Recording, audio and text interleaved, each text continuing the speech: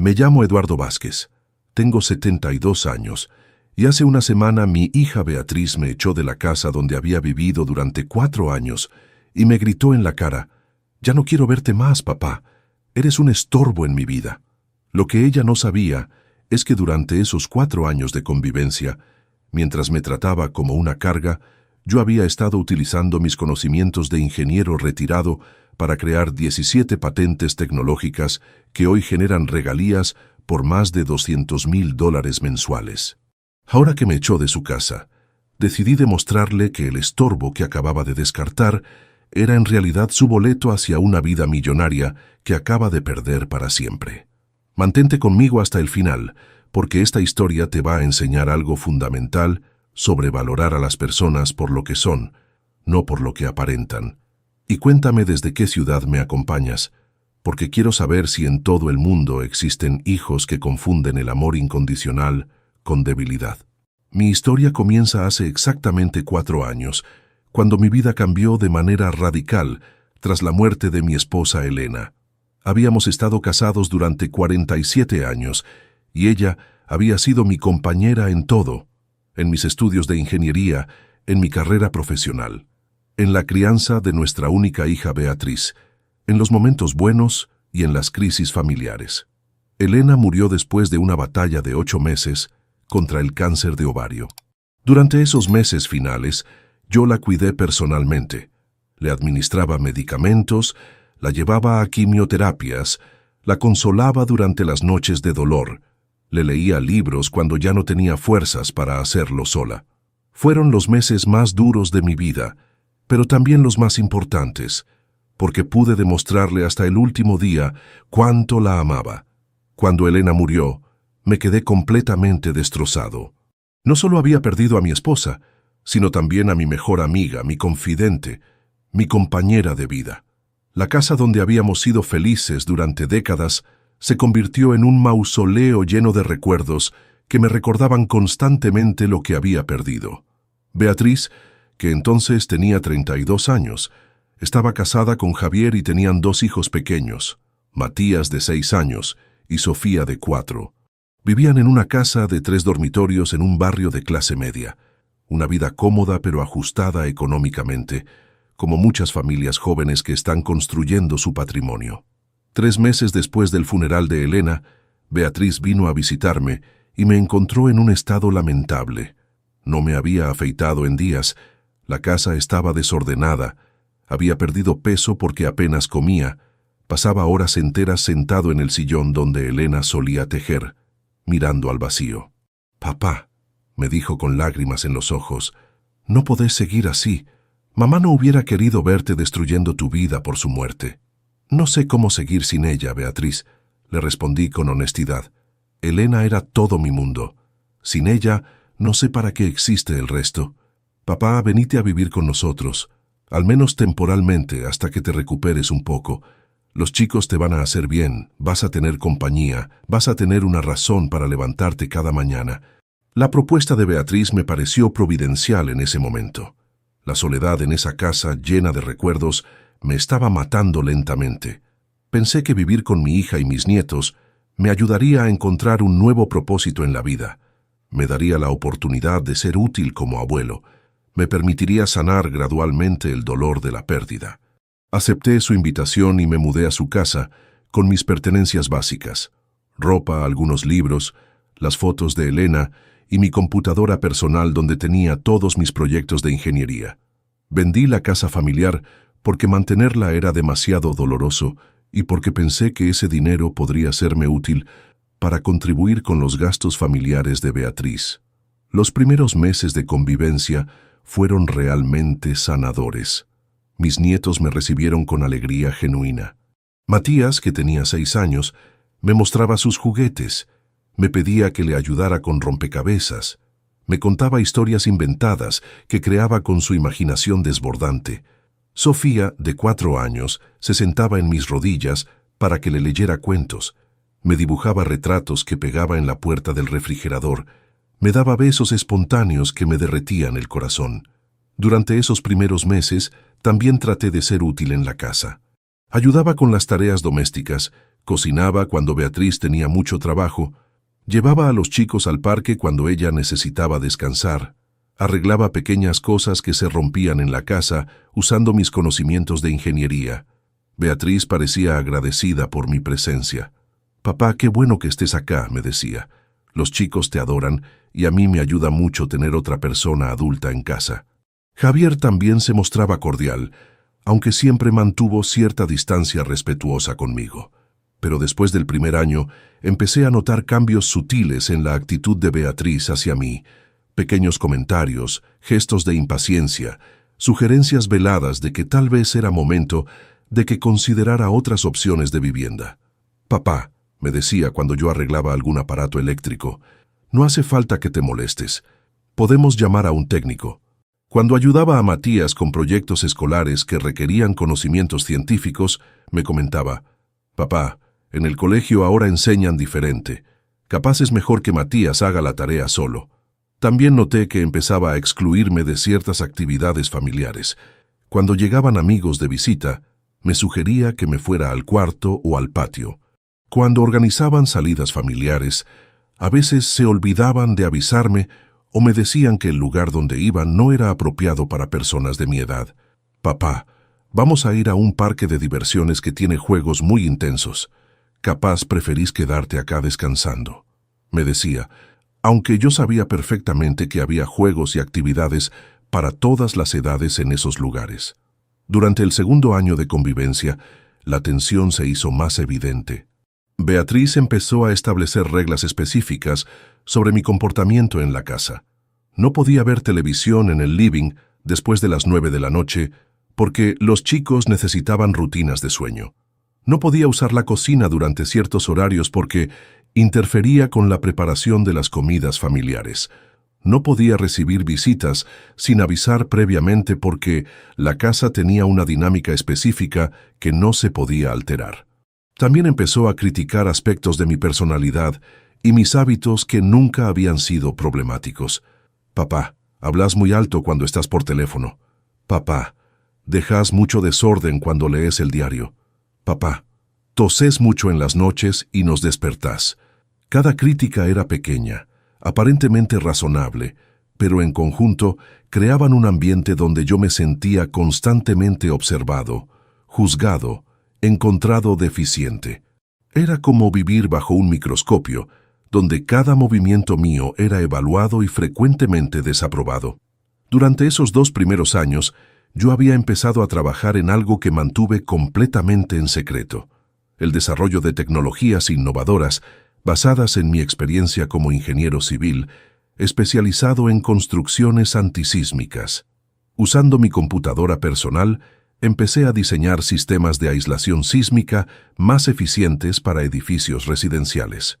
Desarrollé algoritmos de cálculo estructural que permitían optimizar el uso de materiales sin comprometer la seguridad. Creé metodologías de construcción que reducían tiempos y costos sin sacrificar calidad. ¿Por qué empecé este proyecto? Porque necesitaba mantener mi mente activa para no caer en la depresión, porque quería sentir que todavía podía contribuir con algo valioso al mundo, porque tenía décadas de experiencia profesional que no quería desperdiciar en la inactividad del retiro. Trabajaba en estos proyectos durante las horas en que Beatriz y Javier estaban en sus empleos y los chicos en el colegio. Para ellos, yo era simplemente un abuelo jubilado que pasaba tiempo en la computadora, probablemente leyendo noticias o jugando solitario. Nunca imaginaron que estaba desarrollando tecnologías que podrían revolucionar la industria de la construcción. Durante el tercer año de convivencia, las tensiones se intensificaron dramáticamente. Beatriz ya no disimulaba su irritación por mi presencia constante en la casa. Cada conversación se convertía en una oportunidad para hacerme sentir como un intruso en su hogar. «Papá, creo que necesitas buscar actividades fuera de casa. No es saludable que pases todo el día encerrado acá». Cuando le explicaba que tenía proyectos personales en la computadora que requerían concentración, me respondía: «Papá, a tu edad deberías estar disfrutando de la jubilación, no obsesionándote con trabajos que ya no son necesarios». También empezó a limitar mi interacción con mis nietos. Papá, no le hagas todas las tareas a Matías. Tiene que aprender a ser independiente. Papá, Sofía está muy apegada a vos. Necesita relacionarse más con otros chicos de su edad. Papá, los chicos no pueden estar todo el tiempo con el abuelo. Necesitan espacio para desarrollar su propia personalidad. Era como si mi amor por mis nietos fuera visto como algo problemático, como si mi presencia en sus vidas fuera un obstáculo para su desarrollo normal.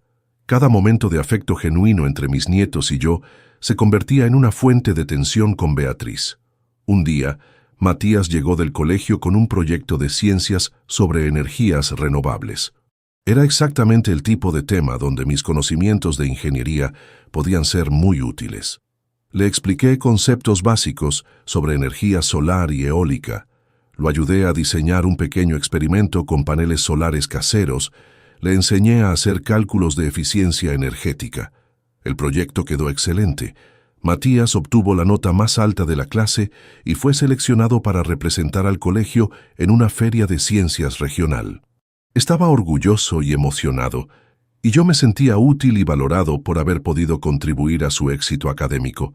Pero cuando Beatriz se enteró de lo que había pasado, en lugar de alegrarse, se molestó conmigo. Papá, no podés estar haciendo las tareas de Matías. Los maestros van a pensar que él no es capaz de trabajar solo. No hice las tareas por él, le expliqué. Solo le enseñé conceptos y lo guié para que desarrollara sus propias ideas. Es lo mismo, papá. Estás interfiriendo en su educación. Los chicos tienen sus propios maestros, sus propios métodos de aprendizaje. Vos no podés estar metiéndote en todo. Esa reacción me dolió profundamente. Había ayudado a mi nieto a destacarse académicamente. Había compartido conocimientos valiosos que podrían inspirarlo hacia una carrera científica. Había pasado tiempo de calidad con él, construyendo algo juntos. Y para Beatriz, todo eso era interferencia.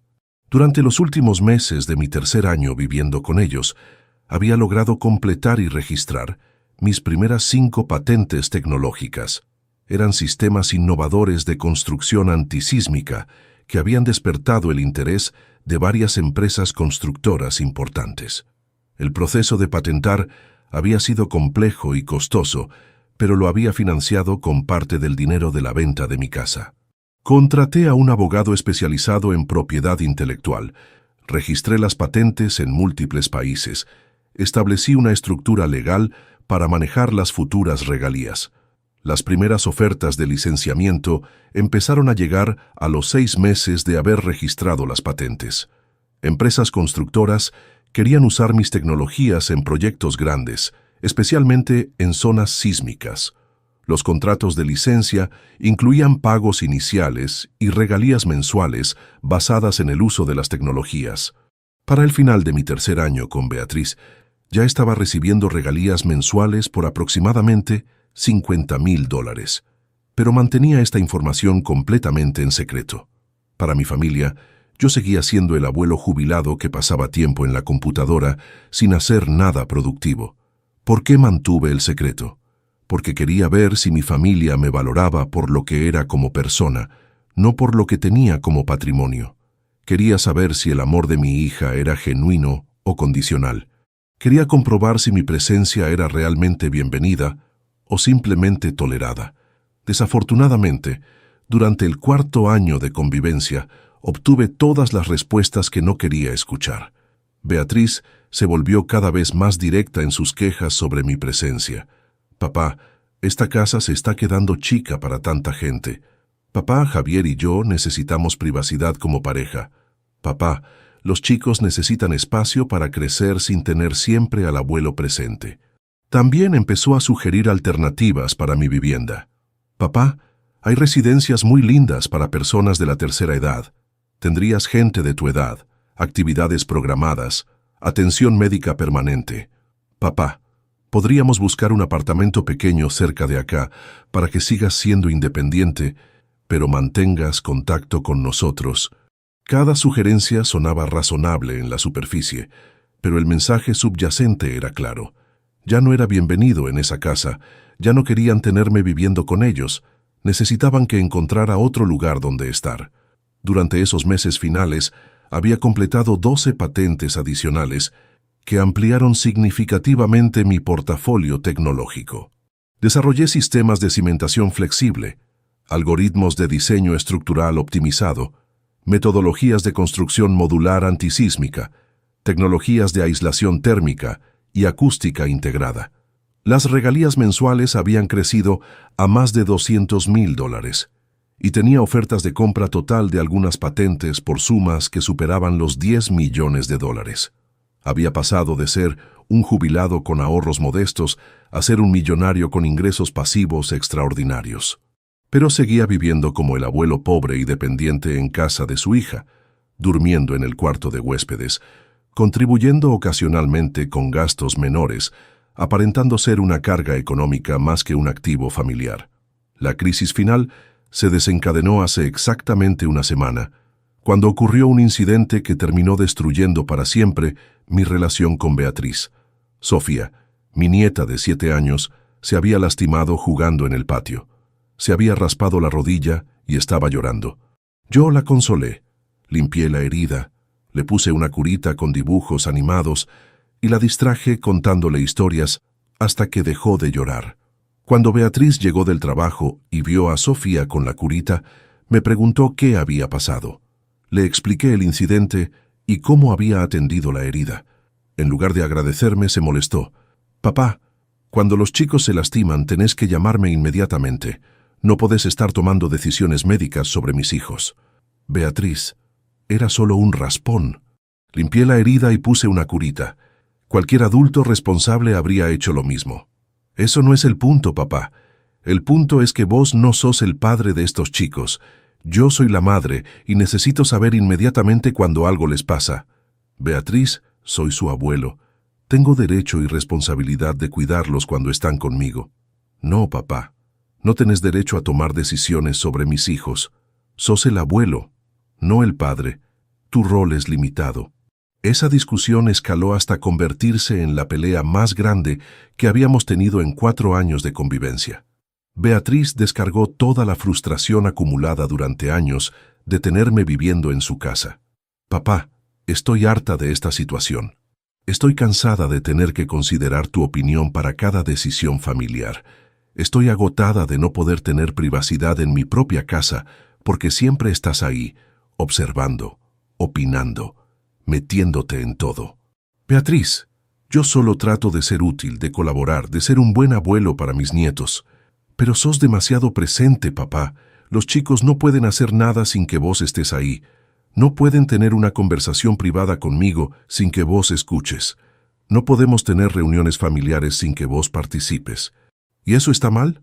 ¿Está mal que quieras ser parte de la vida de mi familia? Sí está mal cuando interferís constantemente. Está mal cuando no respetás límites. Está mal cuando convertís esta casa en tu territorio en lugar de recordar que sos un huésped. Un huésped. Después de 4 años de convivencia, después de haber vendido mi casa para estar cerca de ella, después de haber cuidado a sus hijos como si fueran mis propios hijos, yo era apenas un huésped que se había quedado demasiado tiempo. La discusión continuó durante 1 hora más. Beatriz me enumeró todas las maneras en que mi presencia había complicado su vida familiar, como había perdido intimidad con Javier por tenerme siempre presente, como los chicos se habían vuelto demasiado dependientes de mí, como ella se sentía juzgada constantemente por mis opiniones sobre crianza. «Papá», me dijo finalmente, «creo que es momento de que busques otro lugar donde vivir. Esta situación ya no funciona para ninguno de nosotros. ¿Me estás echando de tu casa? Te estoy pidiendo que consideres otras opciones de vivienda que sean mejores para todos. Beatriz, yo vendí mi casa para venir a vivir acá. No tengo otro lugar donde ir. Papá, con la plata de tu casa, podés comprar un apartamento lindo o pagar una residencia de primera categoría. No es que te estoy dejando en la calle, pero ¿no puedo seguir viviendo con mi familia? Papá, ya viviste 4 años con nosotros. Fue una etapa que nos ayudó a todos, pero ahora es momento de que cada uno retome su independencia». Esa noche no pude dormir. Me quedé despierto en el cuarto que había sido mi hogar durante 4 años, escuchando los sonidos de la casa, recordando todos los momentos lindos que había compartido con mis nietos, preguntándome ¿Cómo habíamos llegado a este punto? Al día siguiente, Beatriz se despertó todavía enojada. Durante el desayuno, mientras los chicos se preparaban para ir al colegio, evitó completamente hacer contacto visual conmigo. Cuando Matías me preguntó si lo iba a ayudar con su tarea de matemáticas esa tarde, Beatriz intervino. «Matías, el abuelo está ocupado. Hacé la tarea solo». Después de que se fueron todos, Beatriz y yo tuvimos una conversación final que determinó mi destino en esa casa. «Papá», me dijo, «he estado pensando toda la noche. Creo que necesitamos definir una fecha límite para que busques otro lugar donde vivir». «¿Una fecha límite?» «Sí. Te doy un mes para que encuentres un apartamento o una residencia. Es tiempo suficiente para que hagas todas las gestiones necesarias». «Beatriz, ¿realmente me estás dando un ultimátum?» «Te estoy dando una oportunidad ordenada de hacer la transición. Es mejor que tener que tomar decisiones apresuradas». En ese momento algo se rompió definitivamente dentro de mí. No era solo que me estuviera pidiendo que me fuera. Era la manera fría, calculadora, empresarial con que estaba manejando la situación, como si fuera una inquilina problemática que necesitaba ser desalojada con el debido proceso legal. «Está bien, Beatriz», le dije. «Si eso es lo que querés, me voy a ir. Pero antes de irme quiero que sepas algo muy importante». «¿Qué cosa, papá?» «Quiero que sepas exactamente qué tipo de persona estás echando de tu casa». Le conté sobre las patentes que había desarrollado durante los 4 años que había vivido con ella. Le expliqué sobre las tecnologías innovadoras que había creado usando mi experiencia como ingeniero. Le mostré los contratos de licenciamiento que generaban regalías mensuales por más de $200,000. Beatriz me escuchó con expresión de incredulidad creciente. «Papá, ¿me estás diciendo que durante todos estos años tuviste ingresos millonarios?» «Exactamente. Durante 4 años fingí ser el abuelo pobre que dependía de tu generosidad, mientras en realidad estaba construyendo un patrimonio que nos habría cambiado la vida a todos». Le expliqué que había mantenido el secreto para probar si su amor era condicional o incondicional, que había querido saber si me valoraba como persona o solo por lo que pudiera aportarle económicamente. «¿Y qué descubriste, papá?» «Descubrí que para vos soy un estorbo. Descubrí que mi presencia en tu vida es una carga que ya no querés llevar. Descubrí que 4 años de convivencia fueron suficientes para que te cansaras de tener a tu padre cerca. Papá, si yo hubiera sabido que tenías esos ingresos, todo habría sido diferente». «¿Diferente cómo, Beatriz? ¿Me habrías tolerado mejor si hubieras sabido que era millonario? ¿Me habrías dado más espacio en tu casa si hubiera estado pagando gastos más grandes?» «No es eso, papá. Es que, bueno, las cosas habrían sido más fáciles para todos. Más fáciles porque el dinero habría compensado las molestias de tenerme viviendo acá». Esa conversación continuó durante 2 horas más.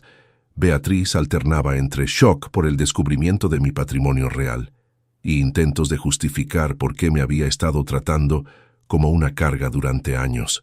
Al final, me hizo la pregunta que estaba esperando. «Papá, ¿y ahora qué va a pasar? ¿Te vas a ir realmente?»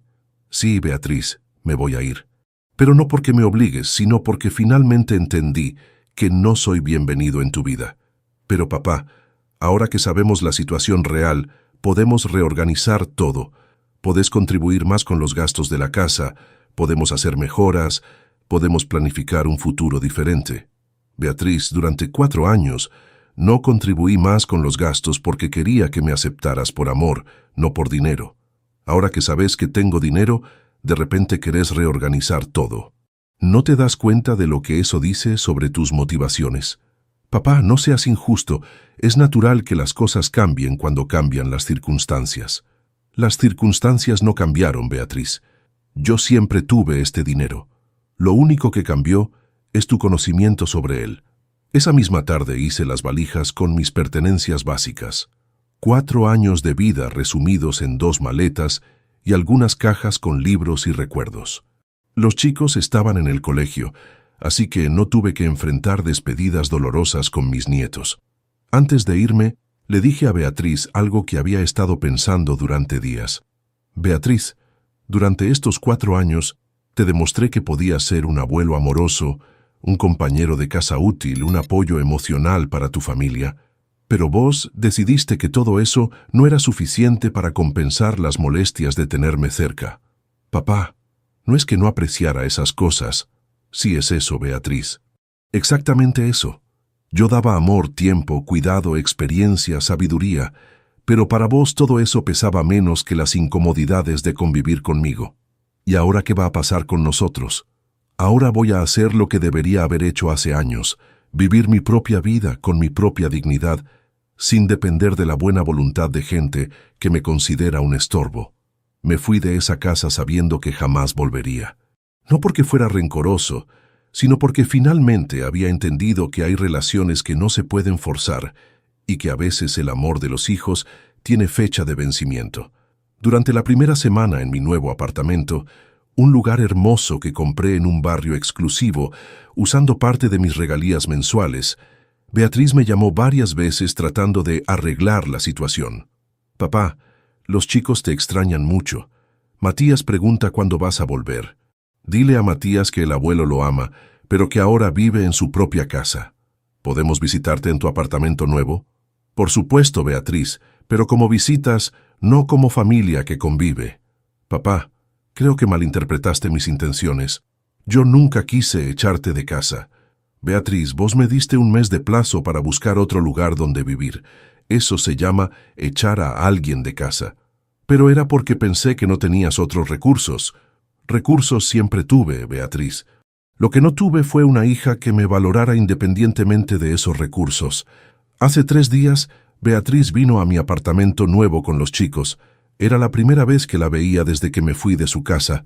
Los chicos corrieron a abrazarme con lágrimas en los ojos. Abuelo, ¿por qué no vivís más con nosotros? Porque el abuelo tiene su propia casa ahora, mi amor. Pero lo sigue amando igual. Beatriz se quedó impresionada por mi apartamento. 3 habitaciones, vista panorámica, muebles nuevos de alta calidad, tecnología de última generación. Papá, esto es hermoso. Debe haber costado una fortuna. Las regalías de mis patentes me permiten vivir cómodamente. Durante esa visita, noté que Beatriz me trataba de manera completamente diferente. Ya no había comentarios críticos sobre mi comportamiento. Ya no había sugerencias sobre lo que debería o no debería hacer. Ya no había impaciencia cuando yo interactuaba con los chicos. Pero yo sabía que ese cambio de actitud estaba motivado por el descubrimiento de mi capacidad económica, no por un reconocimiento genuino de mi valor como persona y como abuelo. Papá, me dijo cuando los chicos estaban jugando en el balcón, he estado pensando mucho sobre todo lo que pasó. Creo que cometí errores en la manera de manejar nuestra convivencia. ¿Qué tipo de errores? No valoré suficientemente todo lo que aportabas a la familia. Me enfoqué demasiado en las pequeñas incomodidades y perdí de vista las grandes contribuciones que hacías. Beatriz, mis contribuciones fueron las mismas durante 4 años. La única diferencia es que ahora sabes que tengo dinero. No es solo por el dinero, papá. Por supuesto que es por el dinero. Durante 4 años fui exactamente la misma persona, con exactamente las mismas cualidades y defectos. Pero cuando creías que era pobre, esas cualidades no eran suficientes para compensar los defectos. La conversación continuó durante 1 hora más. Beatriz trataba de convencerme de que su cambio de actitud era genuino, no motivado por interés económico. Pero yo había aprendido demasiado sobre la naturaleza humana durante estos 4 años como para creer en conversiones tan convenientes. Papá, me dijo finalmente, ¿hay alguna posibilidad de que consideres volver a vivir con nosotros? Ahora que entendemos mejor la situación, podríamos hacer que funcione. No, Beatriz, no hay ninguna posibilidad. ¿Por qué no? Porque durante 4 años me demostraste que convivir conmigo era una carga pesada que apenas podías tolerar. Ahora que sabes que soy millonario, de repente esa carga se volvió tolerable. Eso me dice todo lo que necesito saber sobre tus motivaciones. Pero papá, podríamos ser una familia más unida ahora. Beatriz, ser familia no significa vivir bajo el mismo techo. Significa amarse incondicionalmente, respetarse mutuamente, valorarse por lo que se es, no por lo que se tiene. Durante estos días en mi apartamento nuevo, He tenido tiempo para reflexionar sobre todo lo que pasó durante esos 4 años. He llegado a conclusiones que me han traído una paz que no había tenido en mucho tiempo. Beatriz nunca me amó incondicionalmente como yo creía. Me toleró mientras pensó que era necesario, me soportó mientras creía que no tenía alternativas, me aguantó mientras consideró que era su obligación filial. Pero cuando decidió que ya había cumplido suficiente tiempo con esa obligación, me descartó sin ningún remordimiento. El descubrimiento de mi patrimonio no cambió mis cualidades como persona, solo cambió su percepción sobre lo que podía ganar manteniéndome cerca. Cuando creía que yo era una carga económica, mi amor de abuelo no compensaba las molestias de convivir conmigo. Cuando descubrió que era un activo económico, de repente, mi amor de abuelo se volvió valioso otra vez. Ayer tomé una decisión que va a sorprender a Beatriz más de lo que ella me sorprendió a mí cuando me echó de su casa. Decidí cambiar radicalmente mi testamento y la estructura de mi patrimonio. Llamé a mi abogado y le pedí que reorganizara completamente mis bienes. El 70% de mi patrimonio, incluyendo las patentes más valiosas, va a ir a una fundación que financia investigación en ingeniería sísmica para países en desarrollo. Son lugares donde mi tecnología puede salvar vidas realmente, donde será valorada por su impacto social, no solo por su rentabilidad económica.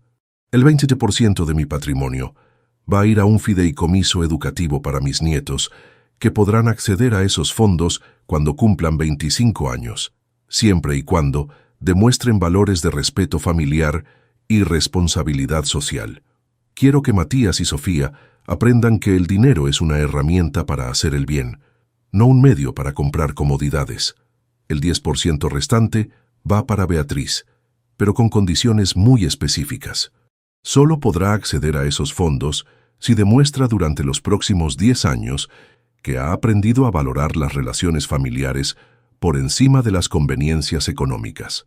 Si durante esa década me trata con respeto genuino, no por interés, entonces recibirá su herencia.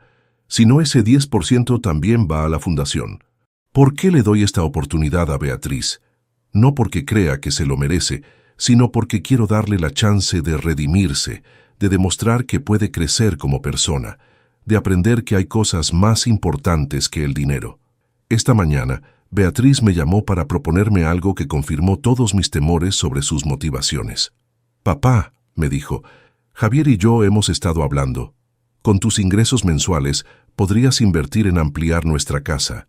Podríamos construir una suite independiente para vos, con entrada separada, para que tengas privacidad pero sigas siendo parte de la familia. Una suite independiente, financiada por mí, por supuesto, para que pudiera vivir cerca de ellos sin molestarlos, pero lo suficientemente presente como para que pudieran beneficiarse de mi patrimonio». «Beatriz», le respondí, «hace una semana me dijiste que era un estorbo en tu vida.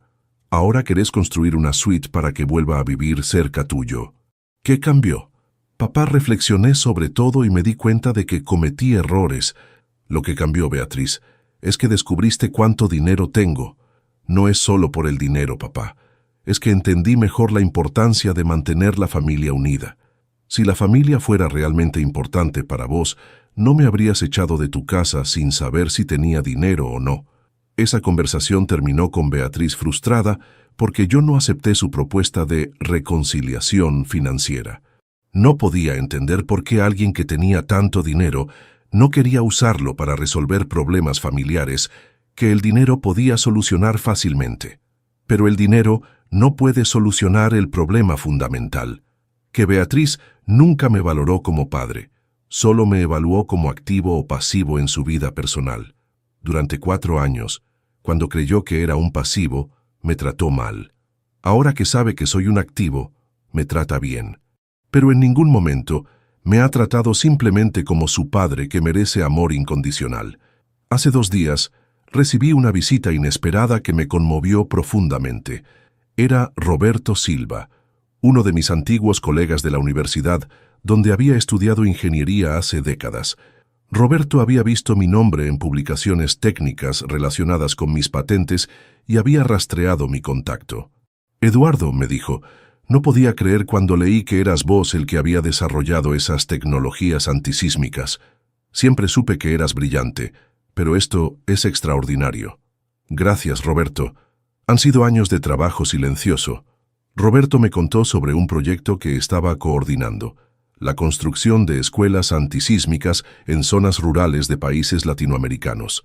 Eduardo, tus tecnologías podrían revolucionar este proyecto. Podríamos construir escuelas más seguras, más baratas, más rápido. Literalmente podríamos salvar vidas de miles de niños. Esa conversación me entusiasmó más que cualquier otro aspecto comercial de mis patentes. La posibilidad de que mi trabajo pudiera proteger a niños en zonas sísmicas, de que pudiera contribuir a que comunidades pobres tuvieran infraestructura segura, le daba un propósito más grande a todo lo que había desarrollado.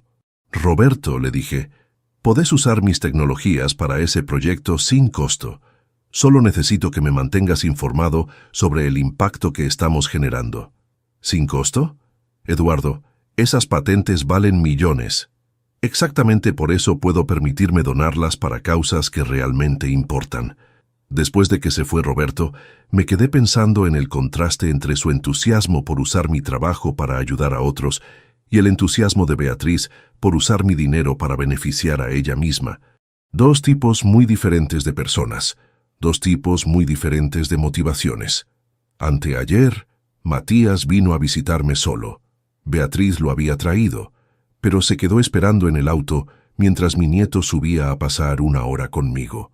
Era evidente que ella había orquestado esa visita con algún propósito específico. «Abuelo», me dijo Matías, «mamá me pidió que te pregunte si vas a volver a vivir con nosotros». «¿Y vos qué querés, Matías?» «Yo quiero que vuelvas, pero no entiendo por qué te fuiste». Le expliqué de manera simple y apropiada para su edad que a veces los adultos tienen diferencias que no se pueden resolver fácilmente, pero que eso no significa que él hubiera hecho algo mal o que yo lo amara menos. «¿Abuelo?», me preguntó con esa sabiduría que tienen los niños. «¿Mamá te trató mal?». La pregunta me tomó por sorpresa. «¿Por qué me preguntas eso?». «Porque papá le dijo a mamá que vos no te ibas a ir si ella te hubiera tratado mejor». Javier había entendido la situación mejor que Beatriz. Él había visto lo que pasaba durante esos 4 años, había sido testigo de cómo Beatriz gradualmente se había vuelto más impaciente y crítica conmigo, pero había elegido mantenerse al margen del conflicto, probablemente para evitar problemas matrimoniales. «Matías», le respondí, «tu mamá y yo tenemos maneras diferentes de ver las cosas. Eso no significa que ella sea mala persona, solo significa que necesitamos vivir separados para llevarnos mejor». «¿Pero vas a seguir siendo mi abuelo?». «Por supuesto, mi amor. Voy a ser tu abuelo para siempre, sin importar dónde viva». Cuando Matías se fue, lloré por primera vez desde que me había mudado a mi apartamento. No por tristeza, sino por la claridad de entender que mis nietos me amaban genuinamente, sin condiciones, sin cálculos. Ellos representaban el tipo de amor familiar que yo había esperado de Beatriz, pero que nunca había recibido realmente. Ayer por la noche, Beatriz me llamó con una propuesta diferente. «Papá, Javier y yo hemos estado pensando. Si no querés volver a vivir con nosotros, al menos podríamos formar una sociedad comercial. Vos con tu conocimiento técnico, nosotros con habilidades administrativas, podríamos desarrollar nuevas patentes juntos. Una sociedad comercial. Para que pudieran beneficiarse de mi experiencia y mi patrimonio de manera profesional, sin tener que lidiar con las complicaciones de las relaciones familiares. Beatriz», le dije, «durante 4 años vivimos bajo el mismo techo y nunca me preguntaste en qué trabajaba en la computadora. Nunca mostraste interés por mis proyectos, por mis conocimientos, por mi experiencia profesional. Ahora que sabes que esos proyectos generan dinero, de repente querés ser mi socia comercial. Papá, es una oportunidad para que trabajemos juntos de manera productiva». «No, Beatriz, es una oportunidad para que te beneficies de mi trabajo de manera socialmente aceptable». «¿Por qué interpretas todo de manera tan negativa?». «Porque tengo 72 años y he aprendido a leer las motivaciones reales de las personas. Vos no querés trabajar conmigo, querés trabajar con mi dinero». Esa conversación terminó mal otra vez. Beatriz no podía entender por qué yo rechazaba todas sus propuestas de reconciliación, que casualmente involucraban maneras para que ella se beneficiara económicamente de mi patrimonio. Esta mañana tomé otra decisión importante. Contraté a una empresa de relaciones públicas para que coordine un programa de donaciones estratégicas usando las regalías de mis patentes. Quiero que mi dinero genere impacto social visible. Quiero que financie proyectos que realmente cambien vidas. Vamos a financiar la construcción de 50 escuelas antisísmicas en zonas rurales de América Latina. Vamos a crear becas universitarias para estudiantes de ingeniería que se comprometan a trabajar en proyectos de infraestructura social. Vamos a establecer un centro de investigación en tecnologías de construcción sustentable y antisísmica. ¿Por qué hago esto de manera pública? Porque quiero que Beatriz vea exactamente qué tipo de oportunidades perdió cuando decidió echarme de su casa. Quiero que entienda que el estorbo que desechó estaba destinado a financiar proyectos que cambiarían miles de vidas.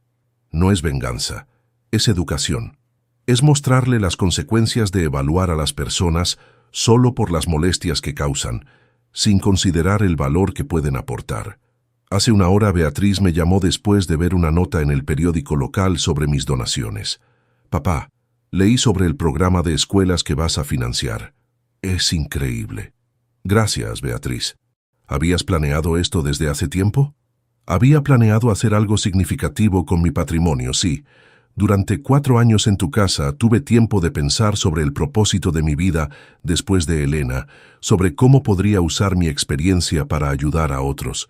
¿Y nosotros íbamos a ser parte de esos planes? Por supuesto, Beatriz. Había planeado dejarte un patrimonio que te habría permitido vivir sin preocupaciones económicas por el resto de tu vida. Había planeado establecer fondos educativos para mis nietos que les habrían garantizado las mejores oportunidades. Había planeado que fuéramos una familia que usara sus recursos para hacer el bien en el mundo. ¿Y ahora? Ahora esos planes cambiaron. Ahora mis recursos van a ir a gente que realmente los necesita y los va a valorar. Se quedó callada durante mucho tiempo. Después me preguntó, ¿hay alguna manera de cambiar esto? ¿Alguna manera de recuperar lo que perdimos? Beatriz, lo que perdimos no se puede comprar con dinero. Perdimos confianza, respeto mutuo, amor incondicional. Esas cosas no se recuperan con sociedades comerciales o ampliaciones de casas. ¿Entonces no hay esperanza para nosotros? Hay esperanza si vos aprendés a valorar las relaciones familiares por lo que son, no por lo que pueden darte. Hay esperanza si entendés que durante 4 años tuviste al padre más dedicado del mundo viviendo en tu casa, y lo echaste porque no sabías reconocer su valor. ¿Y cómo puedo demostrar que aprendí eso? No podés demostrarlo con palabras, Beatriz. Solo se puede demostrar con acciones consistentes durante mucho tiempo, y esas acciones tienen que ser motivadas por amor, no por interés. Mañana me voy de viaje por 3 meses. Voy a recorrer los países donde se van a construir las escuelas financiadas por mis patentes. Quiero conocer las comunidades que van a beneficiarse. Quiero asegurarme de que los proyectos se implementen correctamente. Quiero ser testigo del impacto real que mi trabajo puede generar. También quiero tomar distancia de la situación con Beatriz para ver si durante mi ausencia ella reflexiona genuinamente sobre lo que pasó, o si simplemente busca nuevas estrategias para beneficiarse de mi patrimonio. Le dejé una carta donde le explico mis planes de viaje y mis expectativas para nuestra relación futura. Le dije que cuando regrese, espero encontrar evidencias de que ha aprendido a valorar las relaciones familiares por encima de las oportunidades económicas. Si durante esos 3 meses ella me contacta solo para preguntar sobre dinero, inversiones o oportunidades comerciales, sabré que no ha cambiado realmente. Si me contacta para preguntarme cómo estoy, para contarme sobre los chicos, para mantener una relación humana genuina, sabré que hay esperanza para nosotros. A vos que me acompañaste hasta acá, que escuchaste esta historia dolorosa de un padre que descubrió que su amor incondicional no era correspondido, quiero dejarte algunas reflexiones muy importantes. Si tenés padres mayores, recordá que ellos no van a estar para siempre. que su presencia en tu vida es un regalo, no una carga, que su experiencia y sabiduría son tesoros invaluables que no se pueden reemplazar, que el tiempo que pasas con ellos es infinitamente más valioso que cualquier molestia que puedan causarte. Y si sos una persona mayor que se siente no valorada por tu familia, recordá que tu dignidad no depende del reconocimiento de otros, que tenés derecho a ser tratado con respeto, sin importar tu situación económica, que nunca es demasiado tarde para poner límites y exigir el trato que te mereces. Yo tenía 72 años cuando finalmente entendí que ser amado condicionalmente es peor que vivir solo, que es mejor extrañar a alguien que te valoraba, que convivir con alguien que te tolera, que la familia verdadera no es la que comparte tu sangre, sino la que comparte tus valores. Beatriz me dijo que era un estorbo en su vida, y yo le demostré que el estorbo que estaba descartando era el boleto hacia una vida millonaria. Pero más importante que el dinero, perdió la oportunidad de tener un padre que la amaba incondicionalmente, que habría hecho cualquier cosa por su felicidad, que había dedicado los últimos años de su vida a estar cerca de ella y sus hijos. ¿Vos qué harías en mi lugar? ¿Le darías más oportunidades a un hijo que te echó de su casa cuando creía que eras pobre, pero quiere reconciliarse cuando descubre que sos rico? ¿O mantendrías tu dignidad, aunque eso signifique vivir lejos de tus nietos? Contame desde qué ciudad me estás siguiendo, y contame si esta historia te hizo reflexionar sobre cómo tratás a las personas mayores de tu familia. Porque al final de todo, lo único que realmente importa no es cuánto dinero tenemos para dejarles a nuestros hijos, sino qué ejemplo les damos sobre el valor del amor incondicional y el respeto familiar. Y a veces, para enseñar esas lecciones, tenemos que estar dispuestos a caminar solos, con dignidad, hacia un futuro donde seremos valorados por lo que somos, no por lo que tenemos. Mi hija me echó de su casa llamándome estorbo. Yo le demostré que ese estorbo valía millones. Ahora ella tiene que vivir con las consecuencias de haber confundido el valor económico con el valor humano, y yo tengo que vivir con la tranquilidad de saber que finalmente puse mi dignidad por encima de mi necesidad de ser amado.